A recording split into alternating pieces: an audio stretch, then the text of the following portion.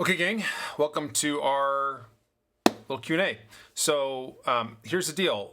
If this is your first time here, we have some submitted questions that we're going to go over, but this time is really yours to do what you would like to do with it. What we've been doing recently is we've been just doing a random playback of a trade. So kind of first order of business is to post in chat or in the Q&A window. Just give me a random date and a product that you would like us to trade together. And what we're going to do is we're going to go back to that date and we're going to kind of talk through, and I'll kind of go through, hey, here's where I think a trade is, and we'll just kind of try to trade that and see how that goes. So give me a product, give me a trade.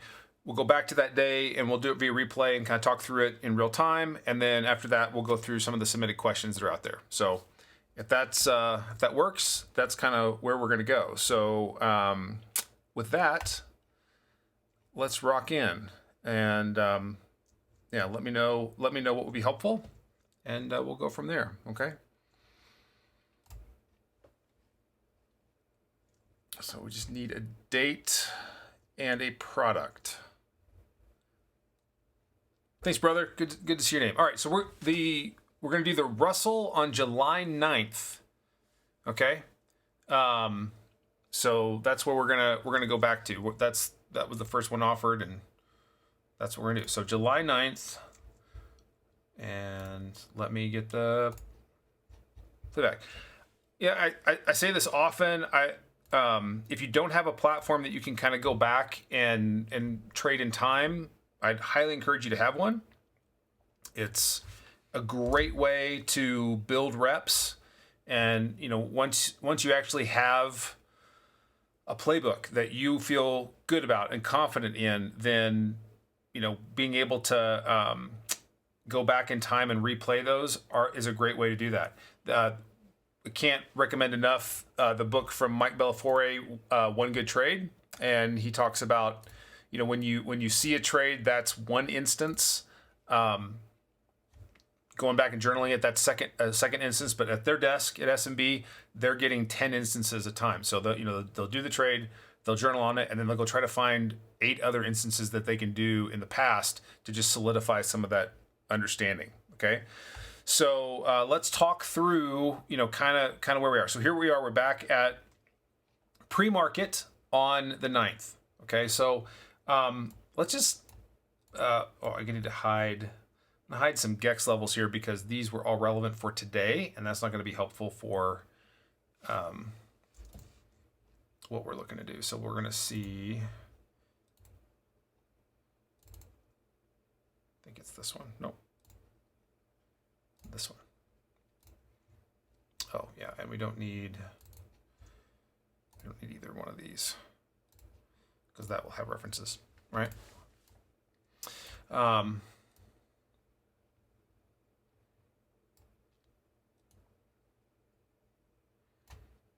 So first things first, I just want to kind of zoom out here a little bit and get a sense for where the Russell was from a posture standpoint. So the first place that I go, every time that I'm looking to trade is I will look and see, what's the posture of the auction, and go to a 2-hour chart here. This will show me kind of where we are.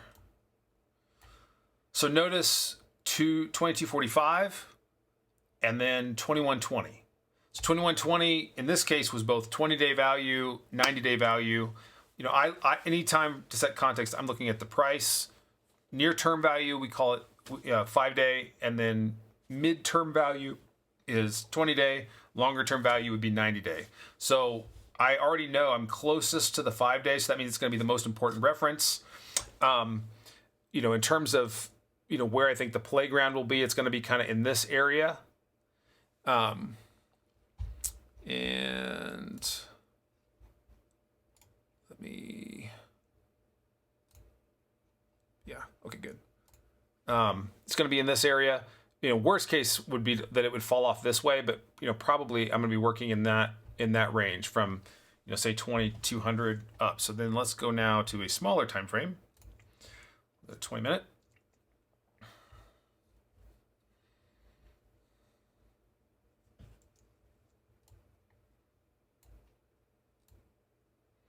and this is not really a 20-minute. I'm looking at 30 minutes, but on this platform on MotiveWave, I set different time frames because I want to hide and see certain things to support what I'm trying to do. So in this case, I want to see where's the developing weekly profile. So like this is a weekly profile, right? So we can see right now this is 2 days into that week. Here's the most traded price of the week so far. That is also the 5-day.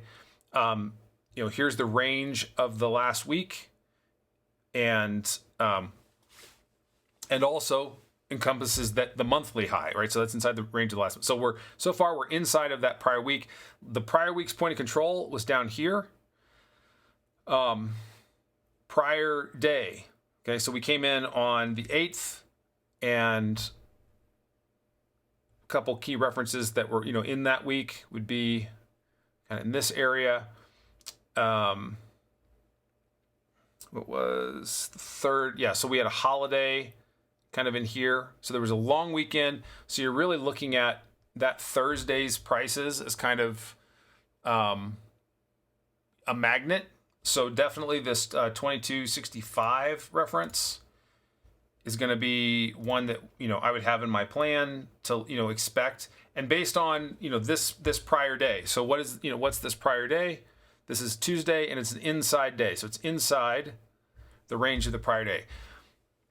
Why is that important? I do lots of one-on-one kind of audits of trade approaches, and I find traders that don't think about the prior session, and like they're looking at every day as if it's not within the context of something bigger. So what am I trying to do right here? I'm trying to look at multiple time frames in just one window. So the fact that I can see what's happening on a weekly basis, where we are in the monthly ranges, and then where we are relative to yesterday and to today, that helps me kind of sort where there's confluence around these references. So so this prior day was an inside day, and very balanced. What do we know when we have a prior day that's an inside day? That means the next day is less likely to be an inside day. And if we breach one side, whether that be the high or the low, we're going to look to go in that direction. So my initial plan would be, where are we relative to these two prices? If we're above that, we're going to look up to this naked point of control and get above Monday's highs. If we're below this, we're going to be looking for Monday's lows. And we do have monthly VWAP that's in here, as well as the 5-day SMA. So it's a daily simple moving average. It's another way of looking at it, this kind of like 5-day, 20-day, 90-day. And why is that? Those aren't arbitrary. We're looking at weekly references, monthly references, and quarterly references. And this is within the flow of markets. Participants think in these time frames. And they have products, specifically options, that are around these. Fair? So, okay, so that's basically the game plan. So then now, here we are before the open. And what do I see? So I see an impulsive spike. This is the overnight profile. So I split my profiles between the overnight and the RTH. And then I also highlight where the Euro IB is. So I don't split between Asia and Europe. I'm looking at the Euro IB. I think there are times you have to think about the Asian markets, but specifically the European open, because that's when we have U.S. index options like the SPX and INDX they start trading then, and that starts to impact markets. So here we are. We're seeing a spike that's already, even in the overnight trade, has engulfed here. So what am I looking to do? I'm looking to go this way. I'm seeing overnight movement in this direction. As long as I'm above the prior day's point of control, I'm looking up there. You can see these green lines. That is imbalance in the order flow. So that means that there's strong, buyers that stepped in at those prices. So if we get, a move back to here, I want to get here to go there. So now all of that then comes down to, what's the ultimate plan? When I'm building a plan or a trade plan each day, and, like I've got my, let's see, where is that?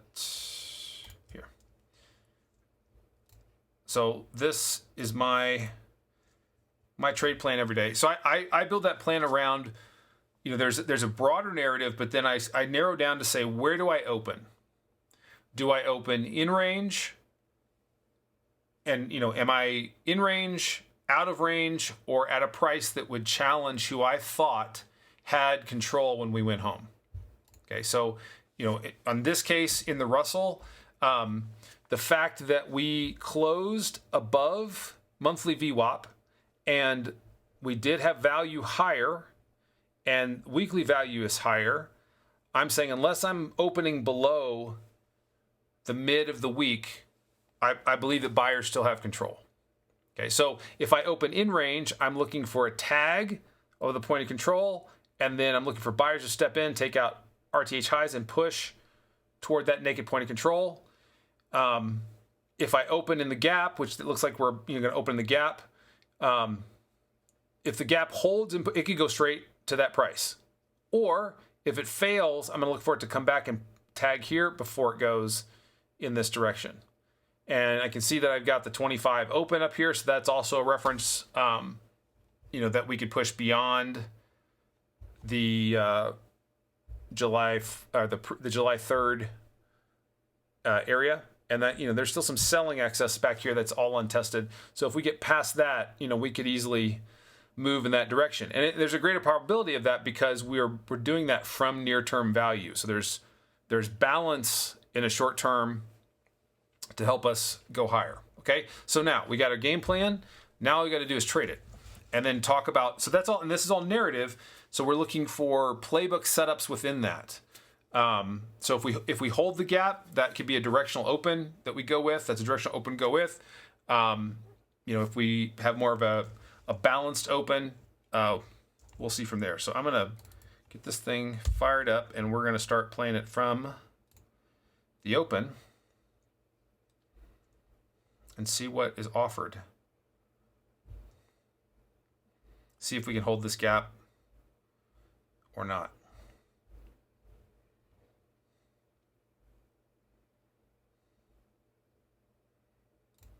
Okay, so far, we're through the first 30 seconds. So we've set the opening range here. And that's going to be a reference that we're going to continue to watch. If we take out opening range low, then there's a better chance that we can push back into and tag that point of control before rotating higher. But I'm still, it's like this is what the expectation is. So the question is it going to be like that, or is it going to be like that? If we get going this way, I do have a playbook trade, and that's what's called a prior value test, in which I will look to actually take a short, opportunistic short to the prior day's point of control. And if it happens, it's going to happen in the first hour. So let's see if it plays out that way.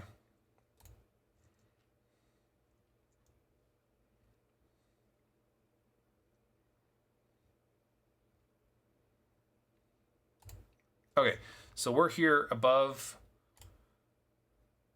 that opening range high. Let's go take a look at a smaller time frame. So by and large, I stay, at the time frame we were just looking at most of the day. When I get to an area structurally where I'm looking to, potentially be more active, then I will get down to a smaller time frame. So what we're looking at now is we're looking at a 15-minute volume profile that gives me a little bit more information. All right, so I can see where the prior day's high is. I can see where that opening range low is. So if I was to establish a long in a directional open go with, and let's try that. Let's go down to 1x here and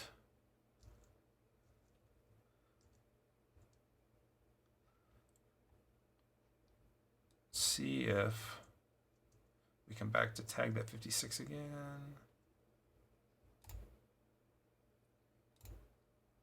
Now,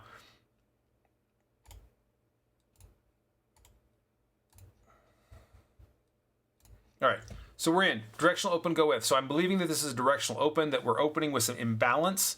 You can actually see that, as we came into the open, here's where all of those those buyers. There was like a big spike on the relative volume overnight, balance, big spike, balance, big spike, and at the same time we're seeing strength in the relative volume. We're also seeing imbalance in the at prices. So there's prices that we're seeing sellers or buyers really step in here.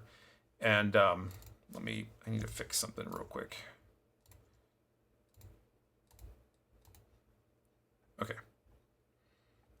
All right, so on this directional open go with, I am looking for, and let me fix this. So I am looking, no, that's not what I meant to do. This. So we're defending that 30-second opening range low, and we're looking for 2264, right? So let's see if opening range low holds. If it does, then we're going to go get up there. Now all of this is all sellers from the past that may get in the way and may prevent us from getting there. And if we can't hold new ranges, I don't want to hold this thing. So if they go through the opening range low, then I'm out.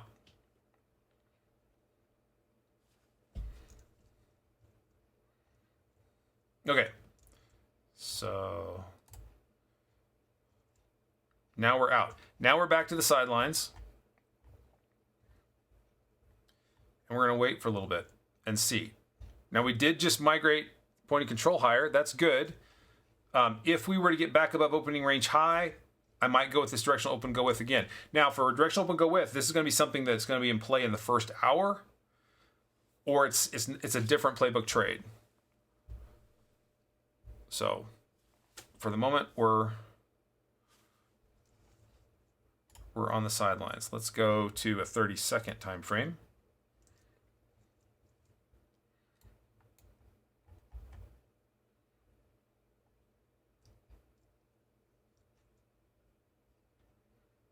Give the system a second here to catch up.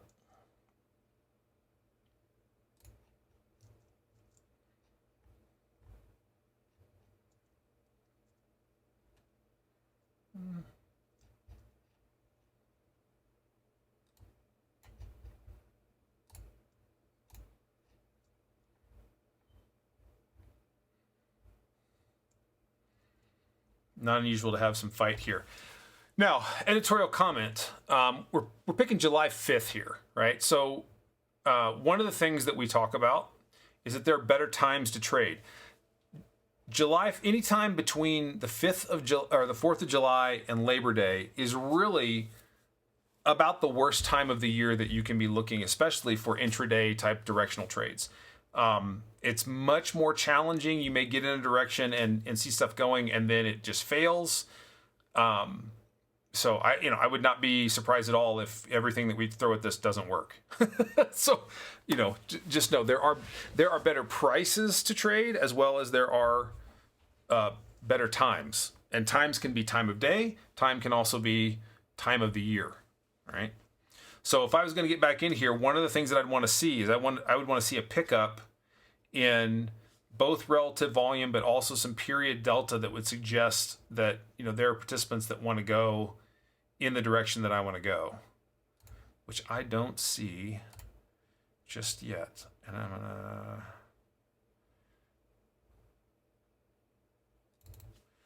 add a couple things here real quick.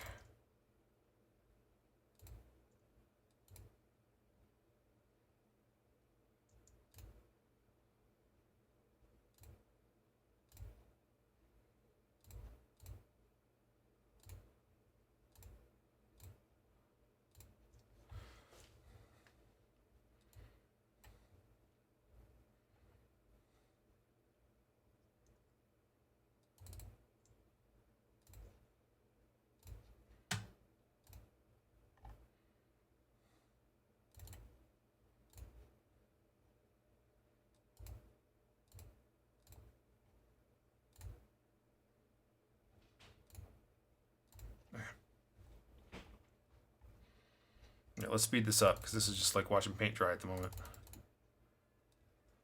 See if we can find something that has some mojo to it.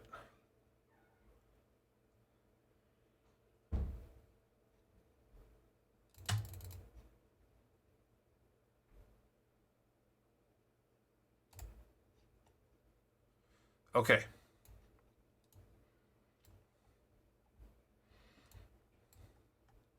So we're going to try this again. This is probably going to be the last one that we would consider like a directional open go with. A number of things that are in our favor here. Right? We have now some strong period delta in this period. And specifically, after this little bit of balance on the open, I'm now back above the opening range high with a spike. So I'm going to enter here, same target as before, but my stop is going to be nested right below where that strength came in, okay? So let's go ahead and get our position in. Looking for the same target as before. And let's see how this does.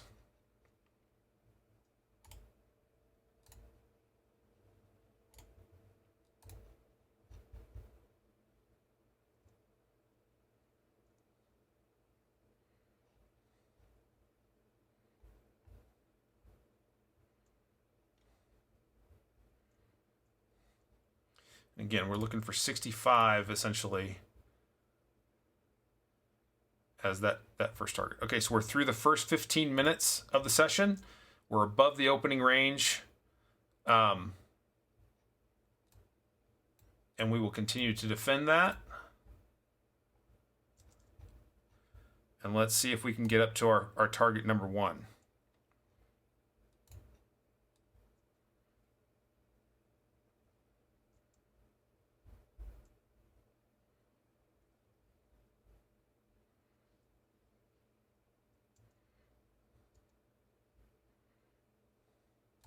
Okay, pause. So first bit, I saw the question come in like, how do I define the opening range? So there is only one opening range, guys. It's the 30 seconds. And in terms of if you want to talk to someone who has been on the regulated side of the industry, when we talk about the opening range, it's the first 30 seconds. And where does that come from? When there was floor trading, the CME, the compliance officers would mark the range of the first 30 seconds. For CME products. That's ES, NASDAQ, Russell, 30 seconds. For NYMEX, it's 1 minute. So the first 1 minute of like crude is the opening range. So if you're talking about an opening range breakout, if you ever talk to me about that, in my head, it's 30 seconds. If you want to say I'm building a trade on the first 3 minute period, that's the way to talk about it. Okay, it's but don't. Here's the only risk. Make sure that you understand that it's the 3 minute period, and that doesn't mean really anything to the market. It can be really helpful to you as an idea of like, oh wow, this is a way that I'm organizing the information, and that makes sense for me. But that's different than saying, there's some institution or institutional participant that cares about the 3 minute opening range or not. Okay, so just. There's my little rant about that. So we're above that. Now, whenever we do a playbook trade, there's always 4 questions that we're asking. First is the target. So we, before the open, we determined where there was a likely target if we took a directional open go with. It's this naked point of control here at 2264. On a directional open go with also, if there's not a clear reference, so let's say that you're into new territory and you're just looking for it. Your target is the average trading range of the initial balance.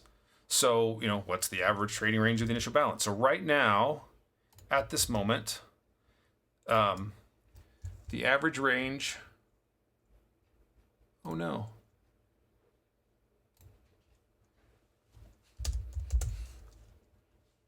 I think I just accidentally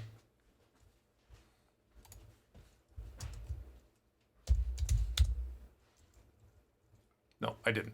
Okay. At this moment, the average range of the first hour in the Russell is 16 points. Okay, so how far have we done? 53 to 63. So we've done 10. So, we're not quite there. To get to that, that'd be more like 68. But in this case, we have a known reference in the middle, so that's going to be our target on this trade. So the idea is I'm going to stay in this thing as long as the directional open holds to that destination. Now, once I get to that destination, I'm going to take 2 off. Things that, shouldn't happen. We should not get back inside the prior range. I should see, like that, where I saw a little bit of a wiggle come in, and then we see buyers. Where's my pin tool here? We saw some buyers. Now, I don't like that. I don't want that to last very long. Come on.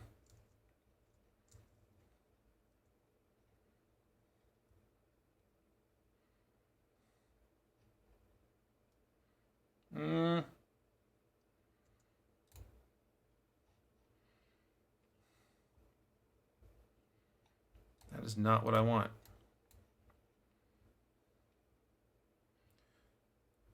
So if we go through the opening range low, I'm out. Which it looks like we had a pretty sizable seller come in there. So unless we can get right back up there pretty quick, it may not work.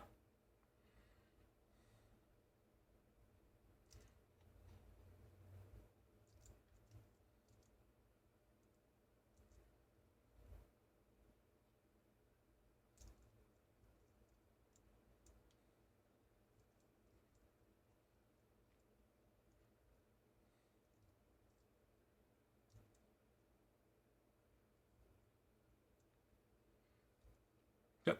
Okay. Didn't work. And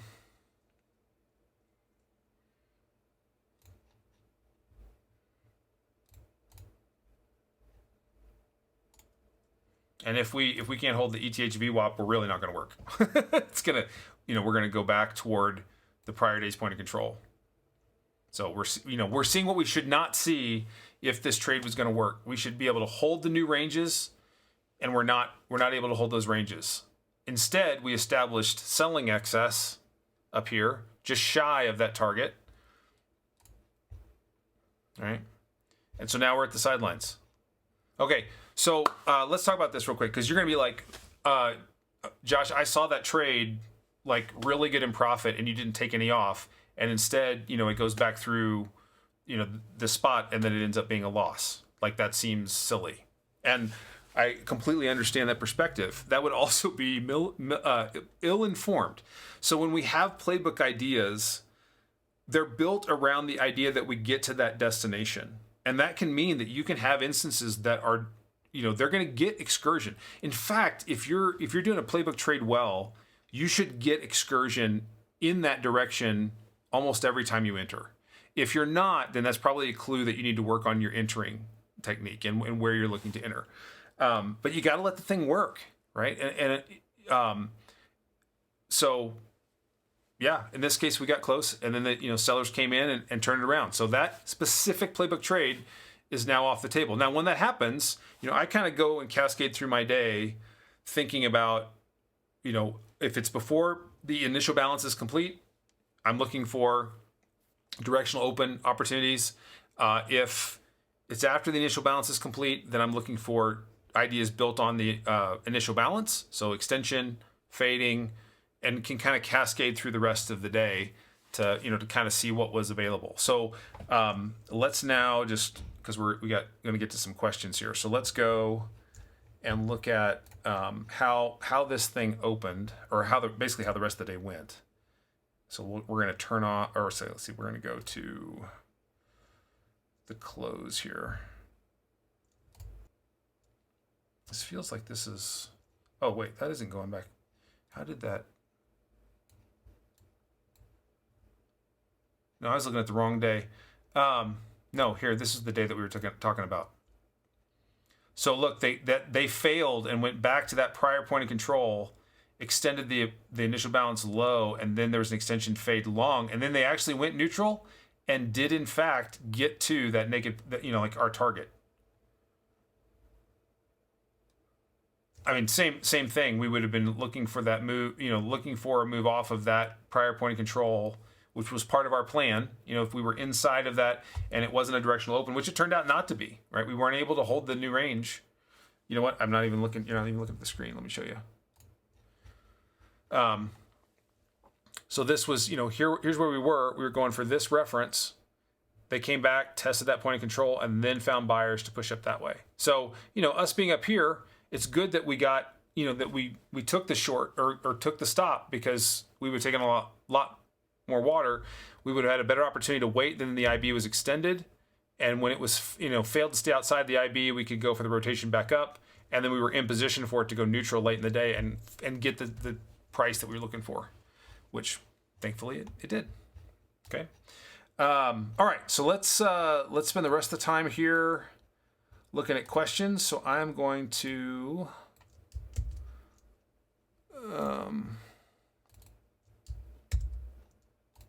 feel free to post questions in the Q&A or the chat, and I'm gonna add them to our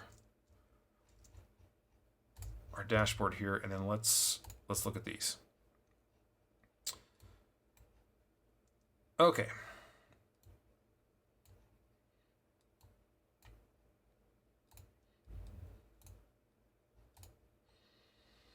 So hopefully you can see this. So number one, I fail evaluation accounts by scalping in Qs. After a loss, I start fighting profits back.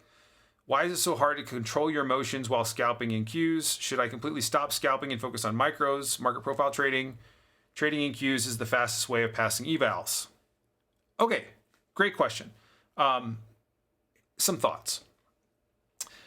I don't believe that I don't believe that scalping is an effective way to get the outcomes that you want. Most often when someone is a scalper, you're looking for, there's a whole number of things that are working against your brain as a scalper. So I would encourage you to be an intraday swing trader instead. And eventually get to the place where you can build, around a core position rather than trying to catch these, every little move, for a number of reasons. One, it's exceedingly taxing on your brain to keep trying to find each little piece.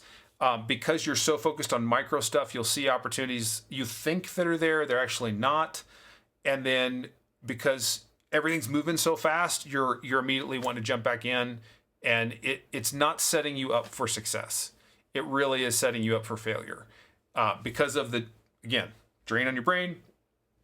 And very rarely is a scalper somebody who has a target in mind. They have an arbitrary price amount in their head. It's hard enough to be a consistently profitable trader. It's harder even still to be a consistently profitable scalper. And this is, let me be honest with you and candid, the funding companies know this. And they have built the risk models in such a way so that you will feel like the best way to go after this is for me to scalp, which they know has the least potential of success. And they're banking on that. And that you will keep coming, because you'll look at it and say, I can do this. I see these movements and I don't disagree. And just know what you're stacked up against. So I would say abandon the scalping. That is the mechanism that makes it really, really hard to control the emotions.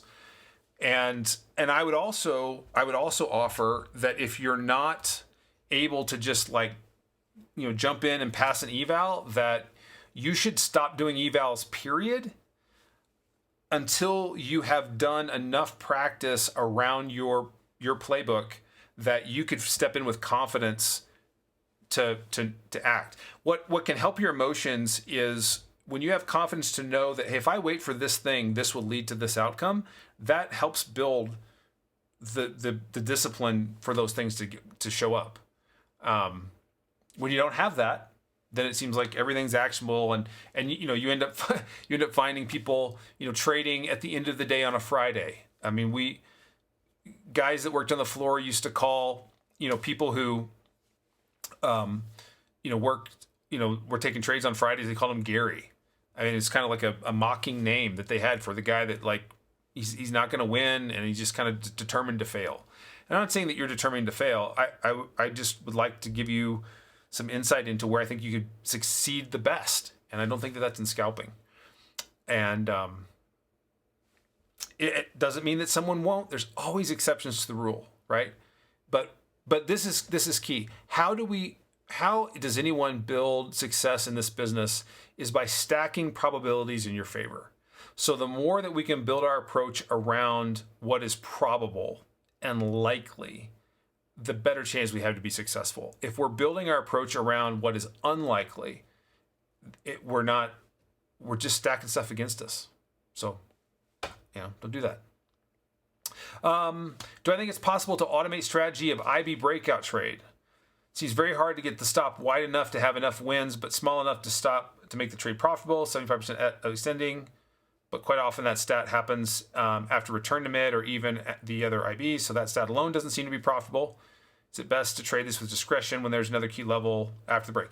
Yeah, so a couple things about the initial balance trade. Okay, so in kind of a framework I teach, I talk about normative auction behavior, and the IB stat. What is that? If you've never heard that, maybe this changes your life. The initial balance, that first hour's range, I keep record of a rolling 5-year study. So it's about 1,000 instances. And you can look at every product, NASDAQ, ES, Russell, crude, bonds, gold.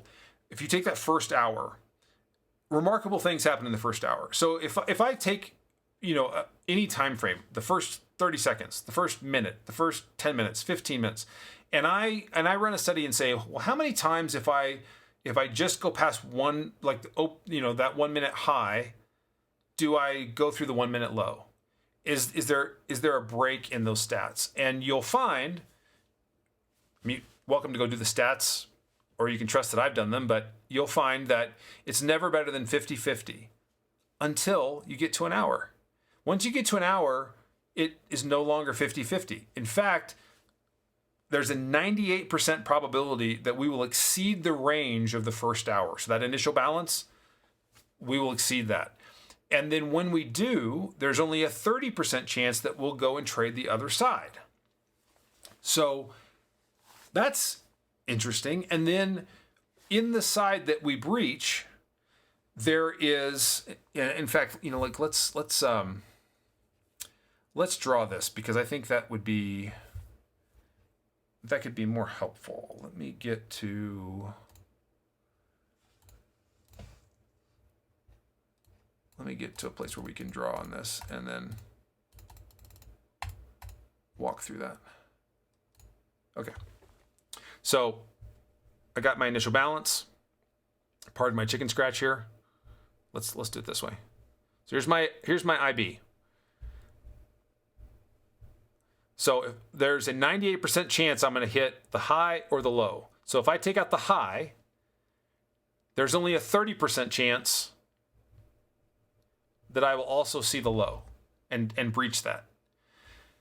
Then whatever this range is, okay, whatever that range is, if I extend that, so let's say that this is 20 points, the probability that I would see another 10 points, if I'm talking about the ES, for example, there is a greater than 60% chance on a rolling 5-year basis that I'll see another 10 points in the side that we've extended. Okay? Now, that's what we would call normative auction behavior, meaning it's reasonable to expect that. That doesn't mean it's a trade. Okay? But I could express it in that normative structure. And we do. So, if I'm entering on the breach of that initial balance, I'd call that an IB go with. And if I was going to, wait for a pullback before the push, I'd call that an IB go with on a pullback.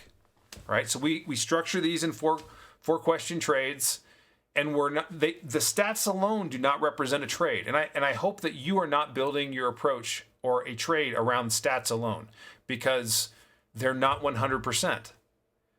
But they can be a framework for discretion. So, other questions that you would start asking is well, how wide is this range relative to its average? The wider that range is, the more likely it's going to be hard to, that could be one of the days that we struggle to get out, to 50% extension. Or if it's narrow, either, really likely we get out there, or that could be a day that we see more neutral activity. Or if we're looking at a day where there's a binary event like an FOMC or some scheduled headline thing that's in the middle, that can also impact the probability of neutrality. Okay, but so they're not representing a trade, but they are representing normative auction behavior that I can roll into an idea. And and to the question of like, can you put that in an algo?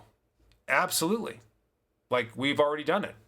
Like we run. I don't think I have Discord up on this machine, but yeah, like you can write entry logic. You can have the driving condition, and then you can write the entry logic, and then have it signal when that is favorable to enter. So you can absolutely do that. I'm currently trading only in queue and focusing on the IB setups, mainly IBGW. Go with extension fade. Great job. I think this is a really, really great way to work at building your playbook, is to focus on the IB trade. Why? Because it's forcing you to wait, for one. Two, there's already some developed structure that is available to lean on. Now, Linda Ratsky, if you're ever reading the Market Wizards books, you'll come across Linda. I know her husband Damon, and Linda will talk about that. The most opportunity is in the first hour. She's not wrong. 80% to this day, 80% of all trading volume happens in the first hour. But as we know, with opportunity comes risk. And when you're not highly confident in what you're doing, the riskiest place for you to be active is in the first hour. So if you would just be willing to wait 1 hour and see what kind of open type you're dealing with, and in auction theory, there are 5 different open types. That gives you way more information about what's at play. And while the opportunity goes down because there's less range available, but the risk also goes down. The probability of success goes higher. So I think that's wonderful. Would I recommend expanding to more setups within InQ, or look at additional products to increase opportunity flow? If I were to add playbook setups, which ones would you suggest pairing with the 3? I would suggest thinking, so you've like three playbook trades is a lot. And in fact, because you're looking at the IB, we know the IB extends in 98% of sessions. You're not going to be without opportunity. There's going to be an idea every day. So you really don't need additional. Again, going back to Bella's book, what SMB talks about is they talk about, you start with, you kind of get your one trade, and you think about that in terms of like getting that down, and then you go to size of that trade first and then you go to looking for that one trade in other products before you go to breadth of different ideas. So, and this is all to really help you anchor around the thing that removes the decision variables so that you have the best chance for success. Can someone have lots of playbook trades in their playbook? Yes, you can. The more playbook trades you have, the more products that you watch, the harder and harder it is going to be to fight off that temptation of like, I got to click a button. And I mean, guys that I know that, worked at firms in New York and Chicago, I mean, like when they get hired, one of the first things that they do is that, the lead desk trader comes in and throws books on their desk and says, I want to see a lot of books on that desk. And it's not because they really want them to read. They just don't want them clicking buttons without a reason to click a button. So I think it's really great that you're focusing on those 3. I would say if you are pushing a win rate on your IB trades that's north of 80%, and you've started to scale up the size around those, then you probably have enough understanding of the overall structure that we can start looking at augmenting your playbook setup. And I mean, I know who asked this question, and I would say just reach out to me specifically, and I could give you some ideas on which ones I would recommend.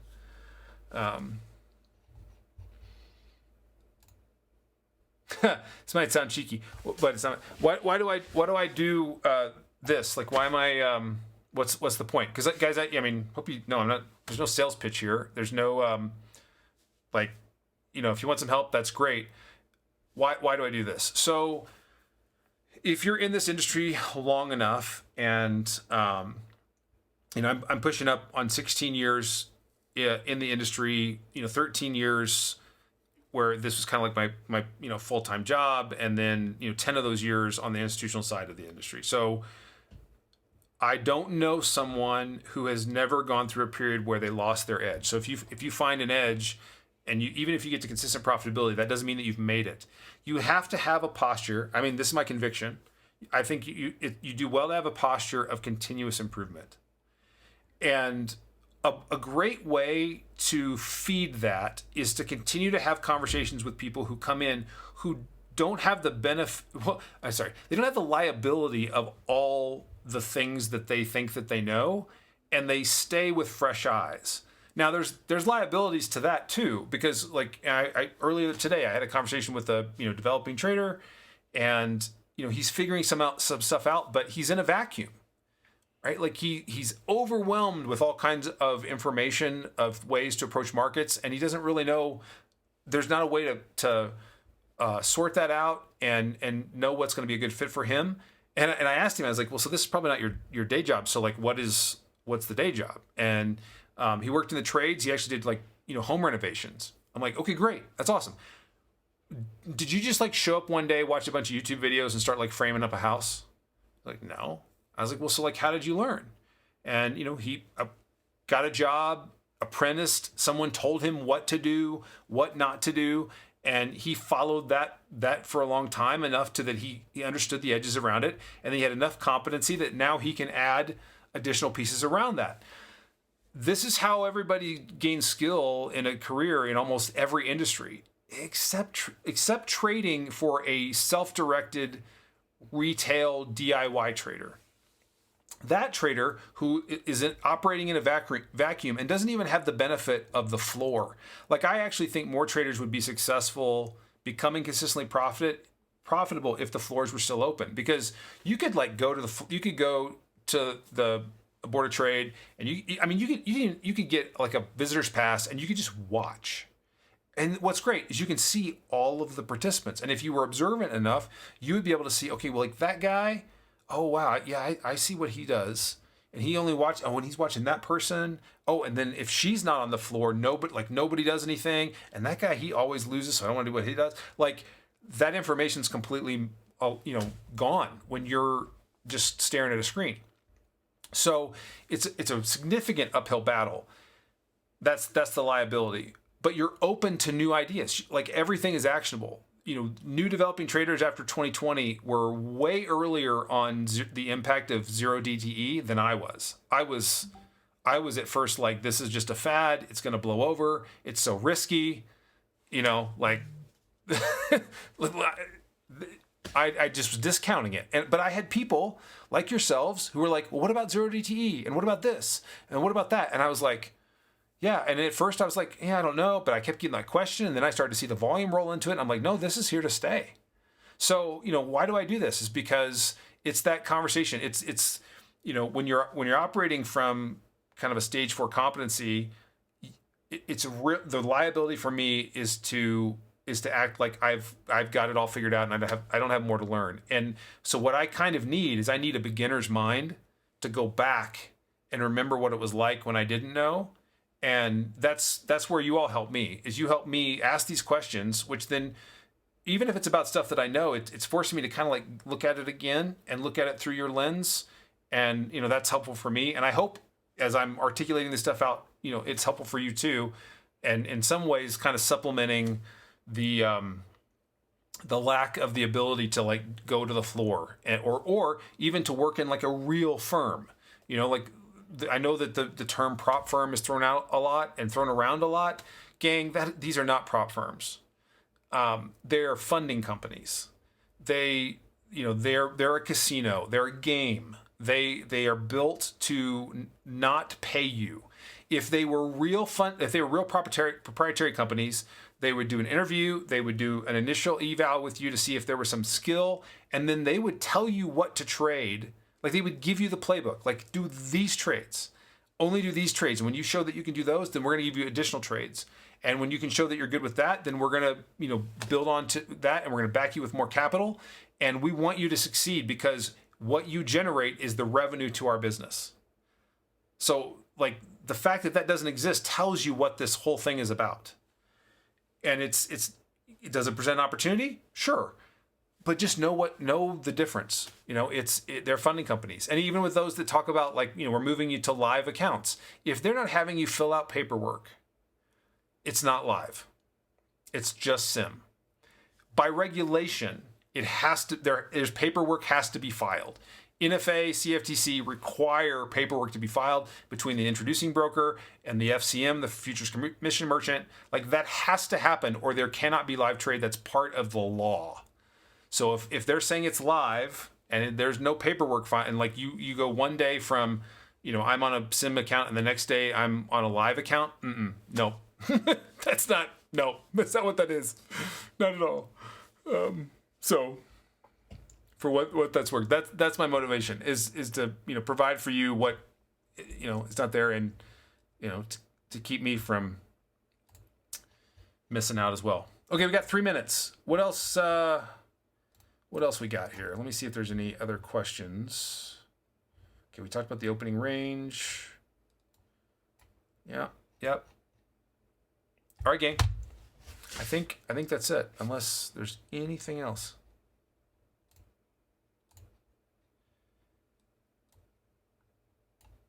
I appreciate everybody, showing up and submitting questions ahead of time.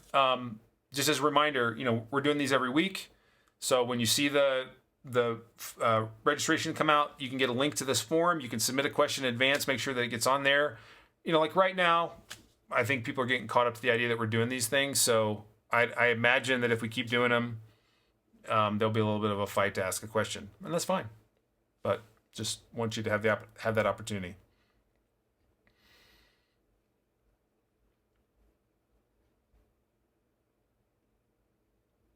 Yeah. There's a lot of potential in the IB trade. Yes, 1 minute opening range in NYMEX. That's the opening range that I use for crude. It's 1 minute. And for SIBO too, so that means bonds.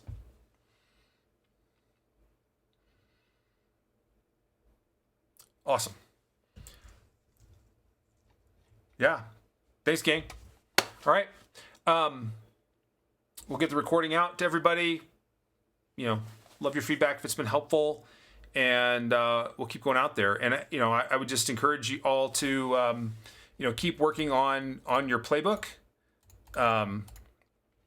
If from here some potential next steps. This is one that I want. I'm coming across it a lot, so I'm going to keep talking about this. But it's a self-reflective question of like, how good am I at predicting where the auction is going to go? Because the first of our 4 questions is, where is the destination? Where is the target? And if every price is actionable or every price is possible, then this is a place to focus, and it helps you. We talk about that the second trade is the entry. The first trade is figuring out where I'm endeavoring to go after. So spend some time there. We've asked this question before, but again, what would happen if I use the 4 questions to define my trade? And I don't think we specifically talked about those 4 questions, all of them today, but you can dig around and find those. We do have Discord that allows for some intraday discussion. It's totally free. We're not hawking anything. And if you want to enter the danger and we've not had a conversation, I do on Sundays I release spots every week that I kind of reserve for just one-on-one insight sessions. What's an insight session? Like, you bring whatever you want to work on in your trading, and we'll spend half an hour working on that and see if we can't move the needle for you. Again, no BS, no sales pitch, like literally just trying to help you out. And that, it's helping me out because the questions help me, and I appreciate that. And I appreciate someone who's willing to say, maybe I don't know what I don't know. Because we were all at that place at some point. All right. Peace.